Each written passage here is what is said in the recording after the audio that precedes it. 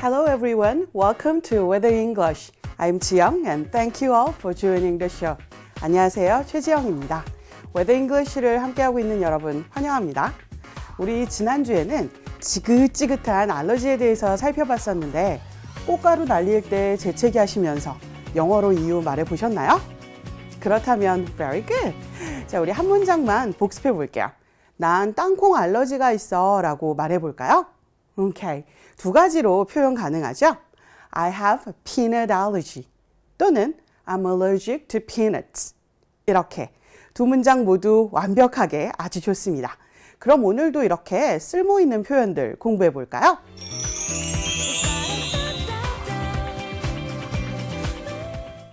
봄이라 그런지 역시 여기저기서 재채기하는 사람, 하품하는 사람이 눈에 많이 띄죠.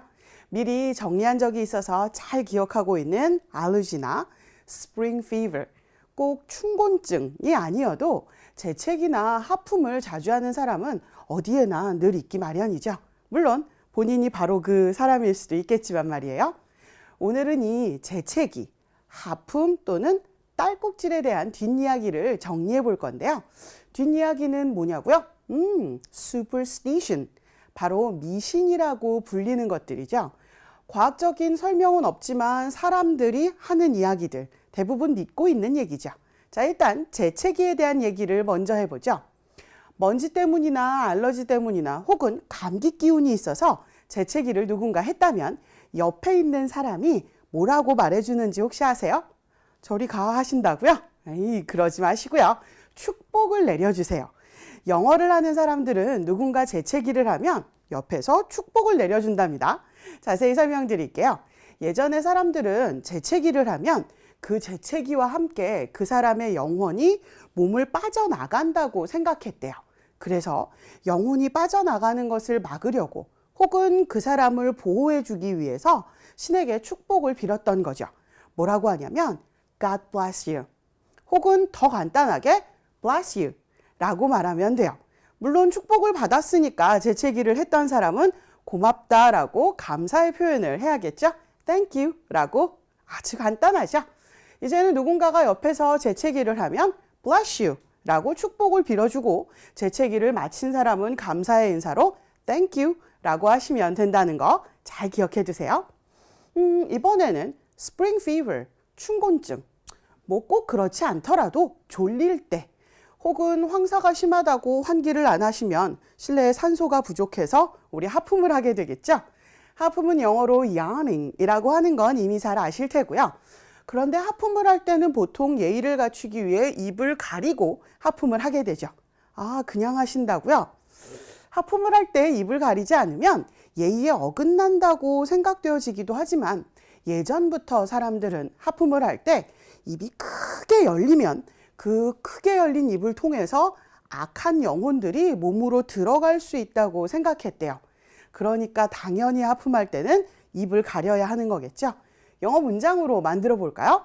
그냥 하품하는 친구에게 입 좀 가려 라고 말해보죠. 가리다? 어렵게 생각하실 거 없이 입을 손으로 덮어주는 거니까 그냥 cover, 동사를 활용하시면 돼요. 그러니까 cover your mouth 라고 간단히 해결이 되죠. 그렇지만 사실 가리지 않은 입보다는 왠지 하품은 전염되는 것 같아서 더 걱정되기도 하죠. 그런 표현도 영어로 만들어 볼까요? 하품은 전염돼 라고.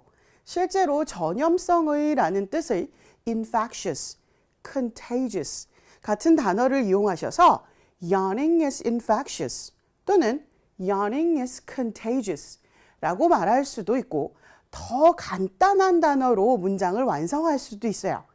yawning is catching 이렇게 말이죠. 따라잡는 거죠. 마지막으로 기침을 없애는 방법 한 가지 알려드릴게요. 효과가 정말 있는지는 모르겠는데요. 기침을 할 때 머리카락을 하나 뽑아서 버터를 바른 빵 두 조각 사이에 넣고 그 빵을 강아지한테 먹이면 된대요. 그냥 주지 말고 물론 한마디 해야겠죠. 뭐라고 하냐면 이거 잘 먹고 넌 아파지고 나는 건강해지길 바래 라고.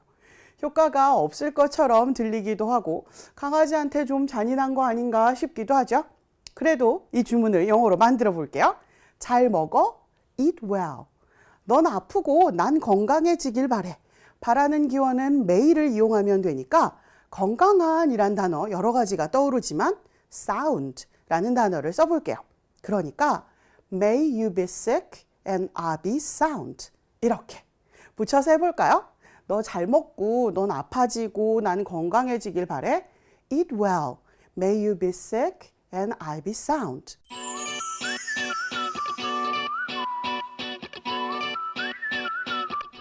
이번 주에는 재채기, 기침, 하품에 관련된 미신을 중심으로 영어 표현을 익혀봤는데 간단한 문장들이지만 배경을 기억하시면 문장은 더 쉽게 기억할 수가 있겠죠?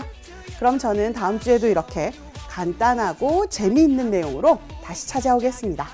Thank you for watching the show and see you all next week. Bye!